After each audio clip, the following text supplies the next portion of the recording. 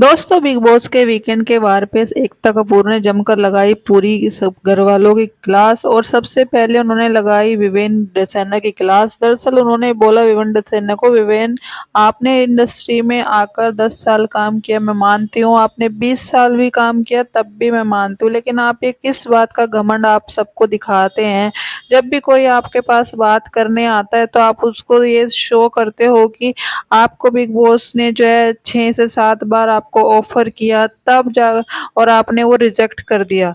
अगर इतना ही आपके पास काम था, इतना ही आपको खुद पे इतना घमंड था, तो फिर अभी भी आप क्यों आए हो बिग बॉस के शो में?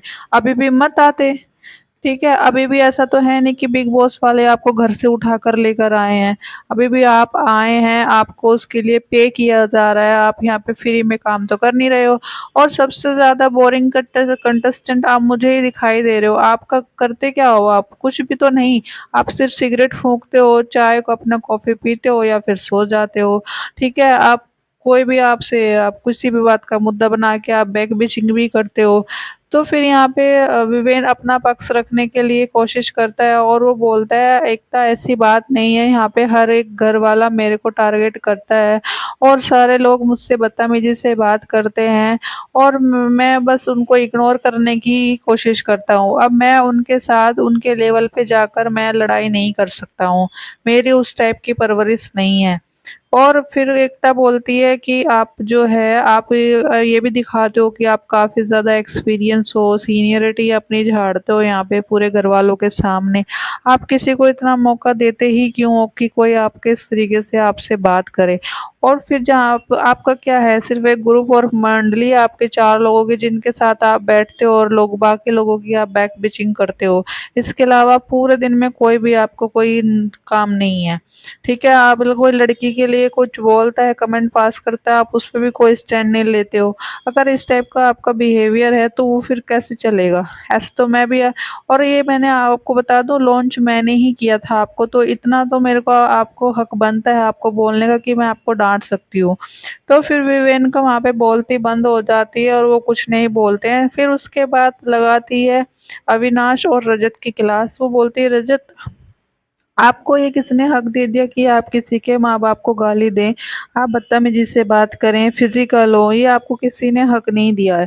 ठीक है, तो आप अपनी लिमिट में रह के काम रहिए यहाँ पे और मेरे शो में जो है तमीज से रहिए। उसके बाद अविनाश को भी बोलती हैं वो, अविनाश, आप काफी ज्यादा हीरोगिरी झाड़ रहे हो यहाँ पे शो में आगे, जबकि ऐसा कुछ भी नहीं है।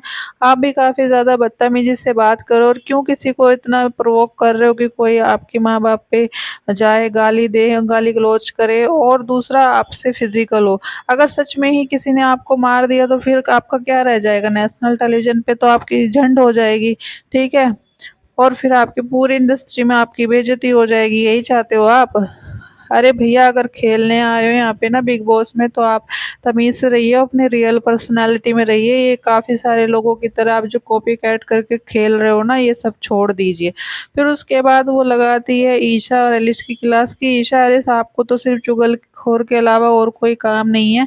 सबसे ज्यादा आप चाहत के पीछे पड़ी हुई हो यहाँ पे और चाहत की बैग बिचिंग करती रहती हो कि आरफीन के साथ किस टाइप से रोमांस कर रही है, ये है वो है। फिर दूसरी तरफ वो सारा को भी काफी ज्यादा डांटती है। वो बोलती है, सारा, आपने तो बदतमीजी का एक जो लेवल होता है ना उसको भी आपने पार कर दिया है।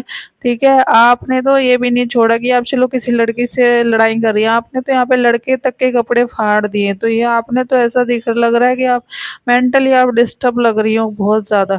ठीक है, तो आप तमीज से रहिए। फिर उसके बाद उन्होंने श्रुतिका की भी नौटंकी जो वो बच्चों वाली एक्टिंग करती है उसकी भी उन थोड़ी क्लास लगाई कि श्रुतिका, वैसे आप दिखाती हो कि आप बच्चों की तरह एक्टिंग करके दिखाती हो, लेकिन ऐसा कुछ भी नहीं है। उसके बाद वो लगाती है चाहत की गिलास और बोलती है, पांडे जी, जो आप ये रो रो कर सिंपैथी गेन करती है ना, ये सब अपना गेम खेलना बंद कर दीजिए। ये सब से काम नहीं चलेगा यहाँ पे। जो आपकी रियल पर्सनैलिटी है उसको आप शो कीजिए। ठीक है, आप जो ये गेम खेलते हैं, यहाँ पे कोई लड़का लड़की नहीं है, यहाँ पे सब लोग एक खिलाड़ी हैं और सब लोग इक्वल हैं। ठीक है, किसी को लड़का लड़की के हिसाब से ट्रीट नहीं किया जाएगा यहाँ पे। ठीक है ना, तो आप उस तरीके से गेम खेलिए, ये सिंपैथी गेन करना बंद कर दीजिए, तब तभी चाहत और विवेन के तो ऐसे मुंह उतर जाते हैं कि काफी देखने लायक होते हैं। तो गाइस आपको क्या लगता है कि एक तो जानबूझ के दोनों को टारगेट करती है? कीजिए कमेंट।